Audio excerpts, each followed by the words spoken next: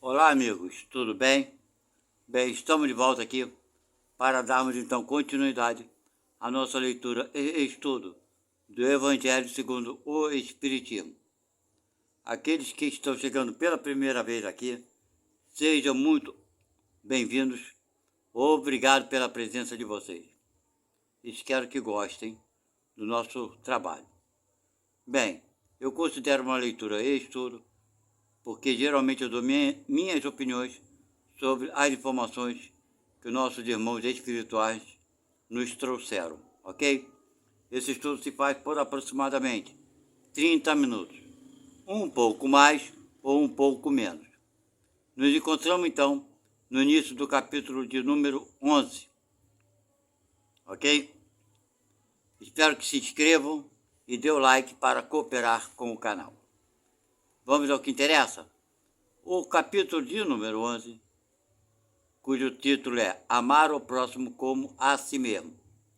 O maior mandamento, fazer aos outros o que gostaríamos que os outros nos fizessem.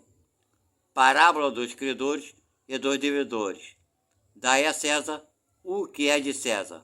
Instrução dos espíritos, a lei de amor, o egoísmo, a fé, a caridade, caridade para com os criminosos, deve-se expor a própria vida por um malfeitor? Esses serão os assuntos abordados aqui, ok? Então vamos lá. O maior mandamento. Número 1. Os fariseus, tendo sabido que ele tinha feito calar a boca aos saduceus, reuniram-se, e um deles, que era doutor da lei, veio-lhe fazer esta pergunta para o tentar. Mestre, qual é o maior mandamento da lei? Jesus lhe respondeu: amareis, ok? Amareis o Senhor vosso Deus de todo o vosso coração, de toda a vossa alma e de todo o vosso espírito. É o maior e o primeiro mandamento. E eis o segundo, que é semelhante àquele: amareis vosso próximo como a vós mesmos. Toda a lei e os profetas estão contidos nestes dois mandamentos. Quem falou isso foi Mateus, no capítulo 17, versículo 34 a 40. Número 2. Fazei aos homens tudo o que quereis que eles vos façam, porque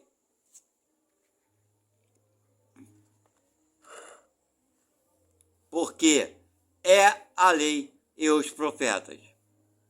Aí vem ali, Idem, capítulo 7, versículo 12. Tratai os homens da mesma forma que quererias que eles vos tratassem. Quem falou isso foi São Lucas. Número 3. O reino dos céus é comparado a um rei que quis tomar conta aos seus servidores. Tendo começado a fazê-lo, que lhes apresentou um deles, que lhe devia 10.000 talentos. Mas, como ele não tinha os meios de lhes restituir, seu senhor recomendou que o vendessem a ele, sua mulher e seus filhos, e tudo que ele tinha, para satisfazer a dívida. O servidor,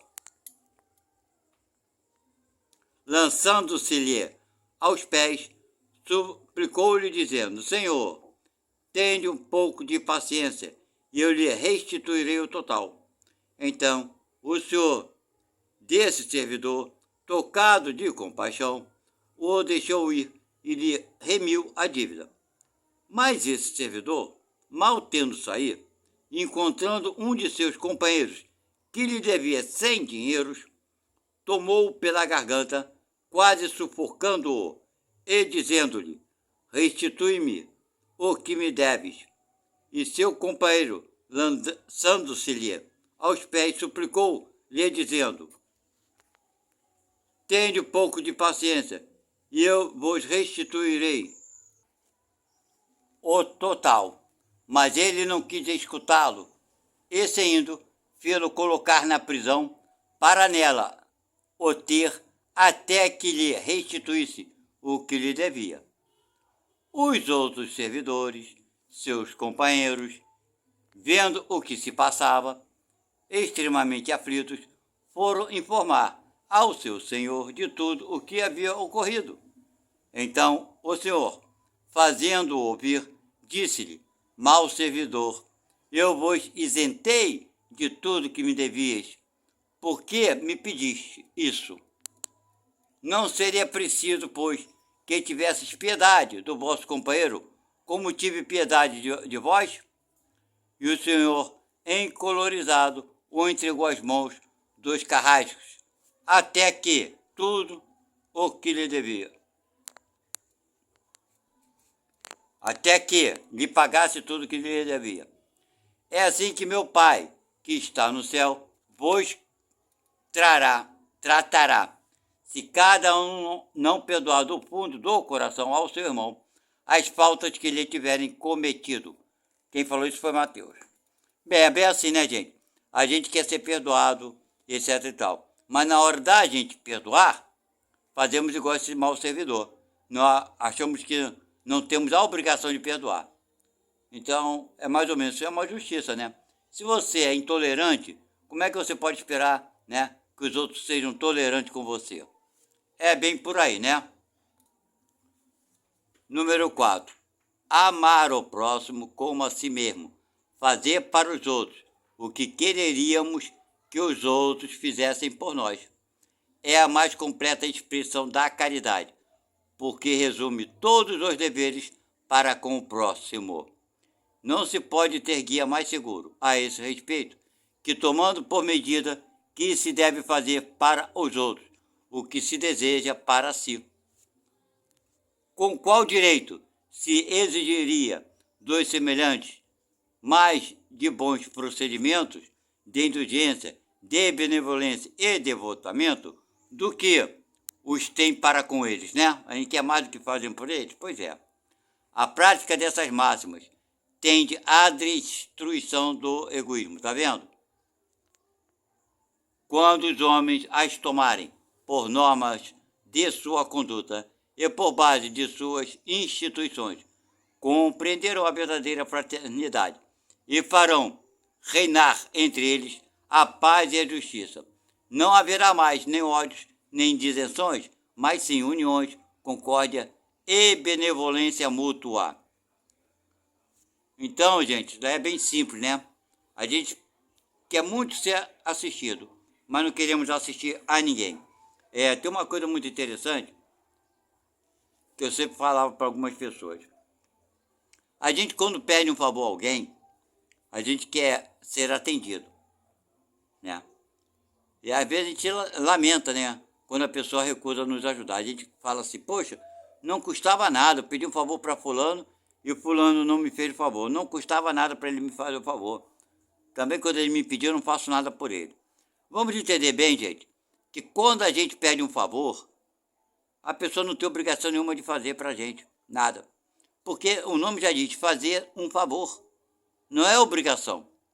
Então, quando a gente pedir um favor para alguém, seja ele quem for, não importa quem seja, sabe? Se ele falar, não vou fazer não, qual o problema? É um favor. Ele tem o direito dele de falar não. Da mesma forma que também nós temos o direito de falar não. Não é verdade? Agora, quando quando nós negamos o favor para alguém, estamos sujeitos, né, a também muita gente nos negar. Aí tem gente que fala assim, mas eu sempre ajudo, ninguém me ajuda. Pois é, porque você ainda não aprendeu a ajudar de coração, talvez. Porque quando a gente faz um favor de coração, a gente até agradece por ter tido essa oportunidade de ajudar alguém. E mais pessoas pedirão favor. Isso aqui é legal, porque a gente vai somando pontos positivos. Agora, quando a gente esperar a retribuição, minha gente, é melhor não fazer, sabe? Se você faz alguma coisa por alguém esperando ser retribuído, você está com interesse. Você não está fazendo de coração. Por isso que é melhor tu falar não do que fazer, né, com segundas intenções. Vamos lá. E ele continua aqui. Dai a César o que é de César. Número 5. Então os fariseus, tendo se retirado, decidiram entre si surpreendê-lo em suas palavras. Mandaram-lhe, pois, seus discípulos, com os herodianos, dizer-lhe: Senhor, sabemos que sois verdadeiro e que ensinais o caminho de Deus pela verdade, sem considerar a quem quer que seja, porque não considerais a pessoa nos homens. Dizei-nos, pois, vosso conselho sobre isto. É-nos permitido pagar o tributo a César ou não pagá-lo? Mas Jesus, conhecendo a sua malícia, disse-lhes: Hipócritas, por que me tentais? Mostrai-me a peça de dinheiro que se dá para o tributo. E tendo eles lhes apresentado uma moeda, Jesus lhe disse: De quem é esta imagem e esta inscrição? E eles responderam: De César.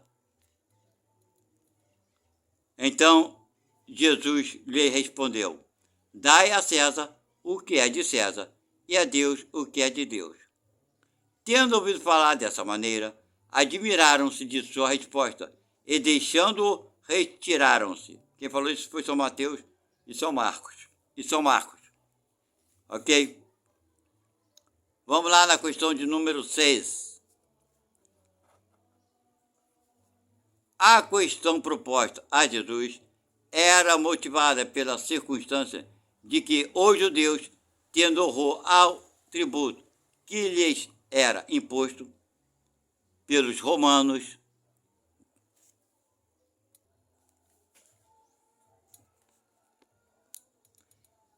dela fizeram uma questão religiosa. Um partido numeroso se formara para repelir o imposto.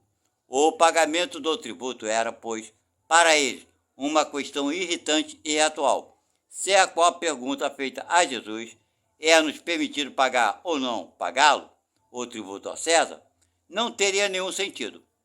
Essa questão era uma armadilha, porque, de acordo com a sua resposta, esperavam excitar contra ele, seja a autoridade romana ou os judeus dissidentes. Mas Jesus, conhecendo a sua malícia, evita a dificuldade, dando-lhes uma lição de justiça, dizendo-lhes para restituírem a cada um o que lhe era devido. Vê a tradução do antigo, Publicanos. Então, gente, é mais ou menos isso, né? Por essa passagem aqui, vocês podem observar que Jesus era tentado o tempo todo pelos judeus, porque os judeus não acreditavam em Jesus, claro, e além de não acreditar, eles acreditavam, eles sabiam, mas como eles mandavam, né, através das suas leis mosaicas, dominavam o povo e tiravam lucro, ganhavam muito dinheiro com isso, uma mordomia às custas dos outros, e sabendo que Jesus era uma ameaça, então eles queriam o tempo todo confrontar Jesus com as leis mosaicas, e não bastando isso, que eles não conseguiam nunca, com as leis de quem? De Roma. Certo? Então, minha gente, é por isso que está aí bem claro, né, em todas essas leituras, vocês vão ver que Jesus era confrontado o tempo todo pelas leis que Moisés criou. Sempre falava: está indo contra as leis? Que lei? A lei de Moisés. Não era a lei de Roma, a lei de Moisés. Quando eles viram que não conseguiu, porque Jesus não dava abertura para isso, certo? Aí tentaram jogar também a Roma contra Jesus, não conseguiram. Então conseguiram, infelizmente, fazer o que eles queriam fazer com Jesus: matar e coisa e tal, assassinar, para que o poder da igreja não fosse imaculado, né? Não fosse tocado, como não é até hoje. Como todo mundo hoje, muita gente hoje fala que é seguidor de Cristo, e a maioria não é. Nem espírita, nem católico, ninguém é seguidor de Cristo. Nós somos seguidores daquilo que está escrito. Somos seguidores de uma Bíblia, que foi alguns textos tirados de alguns apóstolos. Esses apóstolos que abandonaram Jesus na hora do martírio, meteram o pé, foram tudo covarde, certo? E agora viraram deuses, sei lá o que, Espíritos Santos, tá aqui São Mateus, São Marcos, São Cacete A4, e na época era um São Porcaria. Aí fala assim, eu sou grosso, sou estúpido, não, estou falando a verdade, gente. Aí vocês vão me perguntar, mas você também, eu sou crítico sim. Agora me pergunte para mim, o que eu faria se eu estivesse do lado de Jesus, naquela época? Me pergunte, eu vou responder antes, você pode perguntar, em pensamento foi, e eu vou responder a vocês. Eu teria feito o mesmo que eles teriam feito, me acovardado, ficado com medo e me preservado minha vida. Eu seria tão covarde quanto a eles. Agora, levar um título de santo, isso eu não aceitaria, porque eu não sou. Porque na hora que Jesus precisou de mim, eu dei as costas para ele. Então, sabe, são coisas que a realidade é uma coisa, a fantasia é outra. Certo? Então, eu não estou querendo menosprezar, diminuir, eu estou falando da realidade, da verdade. Por que não se fala a verdade? Ah, porque a verdade dói, eu não estou ofendendo ninguém, nem é meu intuito disso, eu estou tentando esclarecer. Quando as pessoas falam que a Bíblia é sagrada, que o Evangelho é sagrado, que não sei o que é sagrado, o que tem de sagrado? Uma coisa que foi escrita pelos apóstolos 30, 40 anos depois que Jesus morreu, se tornou sagrado. Jesus veio nos apresentou um Deus puro, um Deus soberanamente amoroso, bom, e vem a religião nos printar uma lei de causa e efeito, uma lei de ação e reação, uma lei aqui se fez, aqui se paga, que plantou para colher. Esse Deus, eu não acredito que existe, porque não foi esse Deus que Jesus mostrou. Então vocês que são espíritas, eu que também sou espírita, vão parar para pensar um pouco mais sobre isso, refletir em nós mesmos. O que é Deus, na verdade? Que Deus que Jesus nos apresentou? Foi o Deus da doutrina espírita? Não, não foi. Foi o Deus das outras religiões? Também não foi. Jesus nos apresentou um novo Deus. Ok? Então, gente, acreditar a Bíblia é sagrada, por que é sagrada? Nem Jesus escreveu a Bíblia. Aliás, Jesus não criou religião. Ele realmente veio fazer o oposto. Destituir todas as religiões na época. Conseguiu? Não, não conseguiu. Infelizmente, não. Está ajudando alguns de nós? Com toda certeza. Muitas pessoas estão despertando, estão vendo que esse Deus que está em todas as religiões, eu estou falando todas, até no meio espírita, esse Deus não existe. Infelizmente, a doutrina dos espíritos também tem muitos erros, muitos enganos.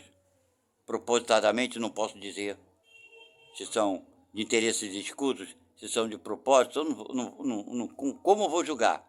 Não tenho a menor hipótese. Agora, quem traz as informações dos espíritos desencarnados, aqui são espíritos, coisas especiais?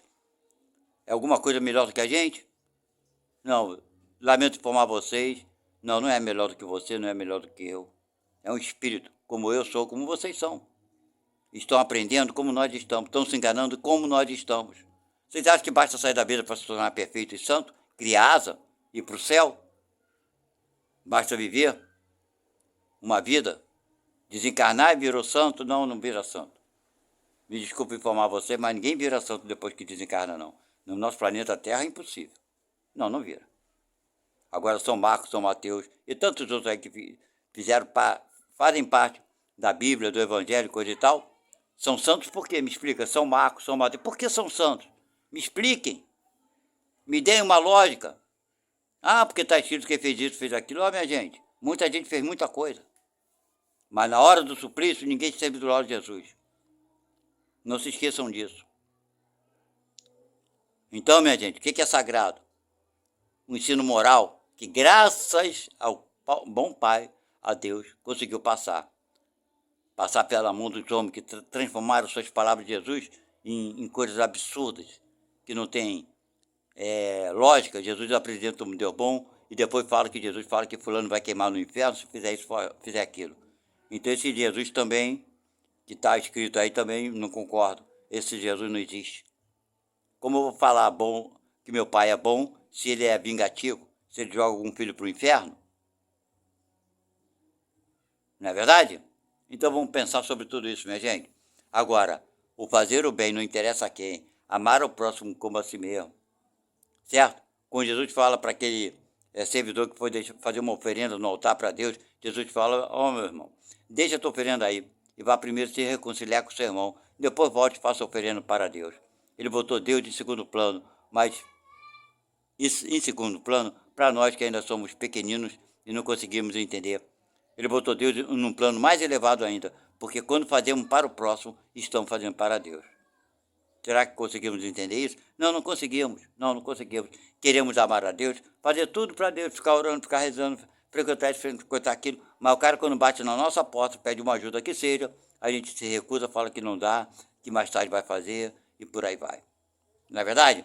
Então a moral do Cristo é uma. O que as religiões pintaram é outra coisa. Sabe? Somos todos espíritos. Aqui no planeta Terra, sim, claro. Estamos encarnados, sim, sem dúvida alguma. Existem muitos desencarnados? Claro, um número muito grande. Ah, mas os extraterrestres são o quê? Espíritos? Vou falar para você, que novidade, né?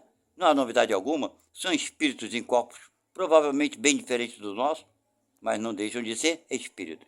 O corpo nada é. O corpo é uma ferramenta de trabalho. Consegue entender isso? Mas o espírito é que manipula o corpo. O espírito é que faz o comando. O espírito é que toma ações. O espírito é quem faz escolhas, não o corpo. Estejamos aonde estivermos, jamais deixaremos de ser espíritos. Seres humanos, com certeza, deixaremos de ser. Né? Para sermos tão somente espíritos. Mas sempre fomos espíritos, tivemos um princípio, nascemos, né? Crescemos, estamos onde estamos. Chegamos onde poderíamos ter chegado e chegaremos mais além. Uns estão começando agora, outros vão começar amanhã, as suas primeiras existências no corpo humano. E nós?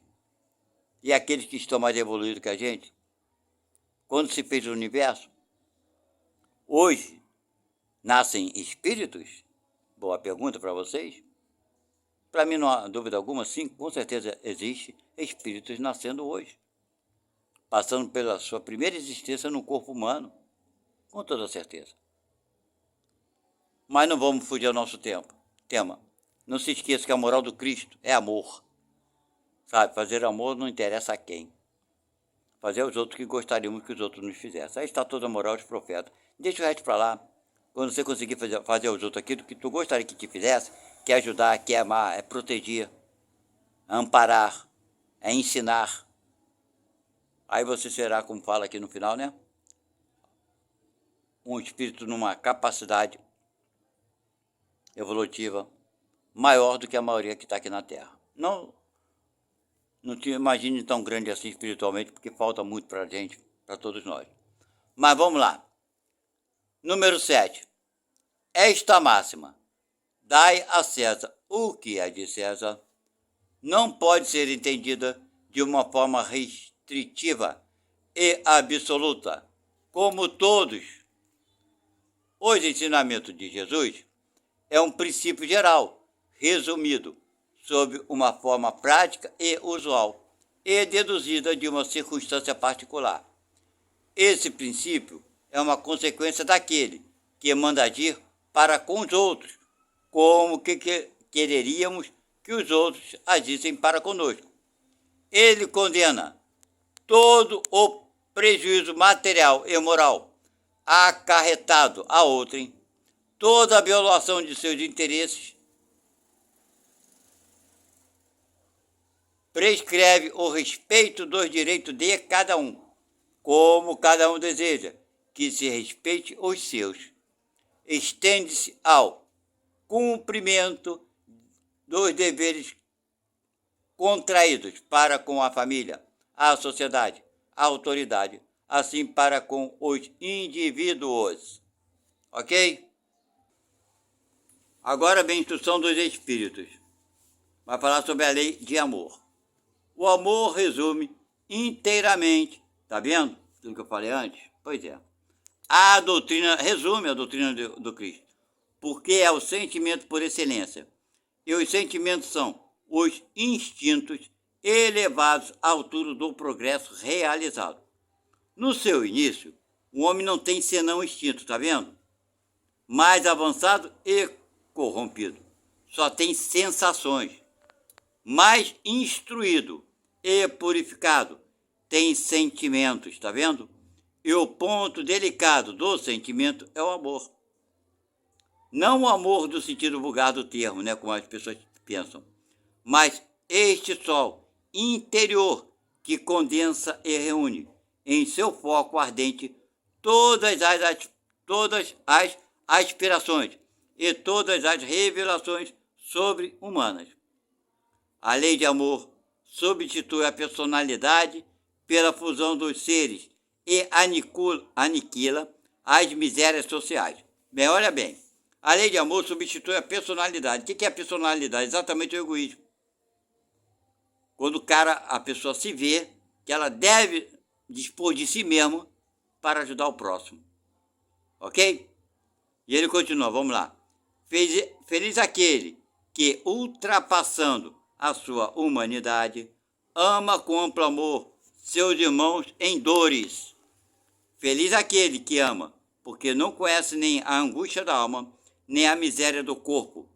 Seus pés são leves e vive como se transportado para fora de si mesmo.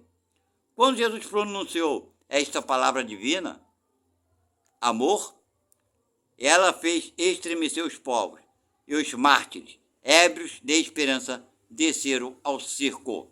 Vocês estão vendo? Naquela época, amar, ninguém amava ninguém não, gente. Era olho por olho e dente por dente. Ainda é assim para muita gente hoje, né? Vamos lá. O Espiritismo, a seu turno, vem pronunciar uma segunda palavra do alfabeto divino.